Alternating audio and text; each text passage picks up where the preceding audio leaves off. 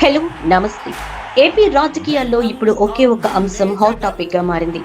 అదే వైసీపీ అధినేత మాజీ ముఖ్యమంత్రి వైఎస్ జగన్మోహన్ రెడ్డి తీసుకుంటున్న కీలక నిర్ణయాలు. గడిచిన ఎన్నికల్లో ఊహించని పరాజయం తర్వాత జగన్ వాయిస్ లో స్పష్టమైన మార్పు కనిపిస్తోంది. ముఖ్యంగా క్యాడర్ విషయంలో ఆయన వ్యవహరిస్తున్న తీరు, చెప్తున్న మాటలు ఇప్పుడు ఆంధ్రప్రదేశ్ రాజకీయ వర్గాల్లో పెద్ద ఎత్తున చర్చకు దారితీస్తున్నాయి. ఇటీవల కాలంలో జగన్ నోట పదే పదే ఒకే మాట వినిపిస్తోంది. ఈసారి అధికారంలోకి వస్తే కార్యకర్తల్ని బాగా చూసుకుంటాం, కార్యకర్తలే మన ఫస్ట్ ప్రయారిటీ, రాబోయేది క్యాడర్ ఫ్రెండ్లీ గవర్నమెంట్ అంటూ ఆయన క్షేత్రస్థాయి నాయకుల్లో కొత్త జోష్ నింపే ప్రయత్నం చేస్తున్నారు. అసలు జగన్ ఇంతలా మారడానికి కారణమేంటి? గతంలో జరిగిన తప్పులను ఆయన ఎలా అంగీకరిస్తున్నారు అనే ఆసక్తికరమైన విషయాలు ఇప్పుడు చూద్దాం. గత 5 ఏళ్ల వైసీపీ పాలనను ఒక్కసారి పరిశీలిస్తే జగన్మోహన్ రెడ్డి వాలంటీర్ల వ్యవస్థను అత్యంత ప్రతిష్టాత్మకంగా తీసుకొచ్చారు. అయితే ఇదే వ్యవస్థ పార్టీని నిలువునా ముంచింది అనే విశ్లేషణలు ఇప్పుడు స్వయంగా వైసీపీ నుంచి వినిపిస్తున్నాయి. నాడు గ్రామ స్థాయిలో పూర్తి పెత్తనాన్ని వాలంటీర్లకి అప్పగించేశారు జగన్. దీనివల్ల గ్రామంలో ఏ చిన్న పని కావాలన్నా వాలంటీర్ల చుట్టూ తిరగాల్సిన పరిస్థితి వచ్చింది. ఫలితంగా 10 ఏళ్ల పాటు పార్టీ కోసం జెండాలు మోసి కష్టపడిన కార్యకర్తలు, స్థానిక నాయకులకు గ్రామంలో విలువ లేకుండా పోయింది. చివరకు ప్రజా ప్రతినిధులుగా ఉన్న వైసీపీ సర్పంచులు, ఎంపీటీసీలు, జెడ్పీటీసీల మాట కూడా చెల్లకుండా పోయింది.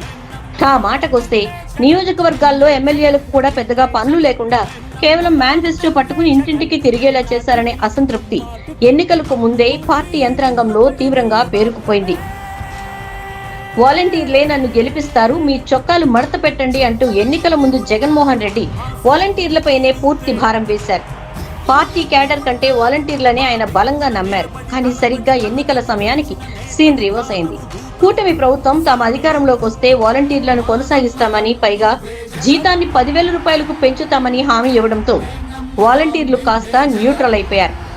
వారు గతంలోలా వైసీపీ కోసం పూర్తి స్థాయిలో పని చేయలేదనే టాక్ బలంగా నడిచింది. అటు వాలంటీర్లు పూర్తిగా ఓన్ చేసుకోలేదు, ఇటు ఆల్రెడీ తీవ్ర అసంతృప్తితో ఉన్న పార్టీ క్యాడర్ వాలంటీర్లే గెలిపిస్తారులే అని సైలెంట్ అయిపోవడంతో వైసీపీ ఎన్నికల్లో కోలుకోలేని దెబ్బతిన్నదని జగన్ కు ఇప్పుడు స్పష్టంగా అర్థమైంది. ఈ నేపథ్యంలో జగన్మోహన్ రెడ్డి ఇప్పుడు రూట్ మార్చారు. వాలంటీర్లు కాదు, మనల్ని నమ్ముకున్న మన సొంత క్యాడరే మనకు శ్రీరామ రక్ష అని గ్రహించారు. అందుకే గత గవర్నెన్స్ లో ప్రజలకు మంచి పాలన అందించి ఉండొచ్చు, కానీ పార్టీ కోసం ప్రాణాలు పెట్టే కార్యకర్తలను కూడా మనం నిర్లక్ష్యం చెయ్యకూడదు అని, వారిని నిర్లక్ష్యం చేశామని, వారి ఆర్థికాభివృద్ధిని పక్కన పెట్టినా కనీసం ఇవ్వాల్సిన గౌరవాన్ని కూడా తగ్గించేశామని జగన్ అంతర్గతంగా ఒప్పుకుంటున్నారు.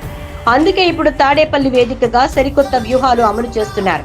ప్రతి నియోజకవర్గం నుంచి దాదాపు 100 నుంచి 300 మంది ముఖ్యమైన కార్యకర్తలను నేరుగా తాడేపల్లికి పిలిపించుకుని వారితో సుదీర్ఘంగా సమావేశాలు జరుపుతున్నారు. ఆ తప్పు మళ్లీ చెయ్యను, మీరే నా ఫస్ట్ ప్రయారిటీ అంటూ నేరుగా భరోసా ఇస్తున్నారు. జగన్మోహన్ రెడ్డిలో కనిపిస్తున్న ఈ మార్పు కేవలం మాటలకే పరిమితం కాలేదు. గతంలో జగన్ ఎవరిని కలవరు, ఎవరికి అపాయింట్మెంట్ ఇవ్వరు, చివరకు సొంత పార్టీ నాయకులు కూడా ఫోటో దిగలేరంటూ ప్రతిపక్షాలు, ముఖ్యంగా నారా లోకేష్ వంటి నేతలు తీవ్ర విమర్శలు చేశారు. ఈ విమర్శలకు భిన్నంగా ఇప్పుడు జగన్ పార్టీ కార్యాలయానికి వస్తున్న వేలాది మంది కార్యకర్తలను స్వయంగా కలుస్తున్నారు, చిరునవ్వుతో ఫోటోలు దిగుతున్నారు. తద్వారా క్యాడర్ కు తాను ఎంత ఇంపార్టెన్స్ ఇస్తున్నానో ప్రాక్టికల్ గా చూపిస్తున్నారు. అయితే గతంలో నలిగిపోయిన కార్యకర్తలు జగన్ ఇస్తున్న ఈ భరోసాని మళ్లీ వస్తే న్యాయం చేస్తానంటున్న మాటల్ని ఎంతవరకు నమ్ముతారు? రాబోయే రోజుల్లో వైసీపీ క్యాడర్ ఏ మేరకు యాక్టివ్ అవుతుంది అనేది వేచి చూడాలి. దీనిపై మీ అభిప్రాయాన్ని క్రింద కామెంట్ చేయండి.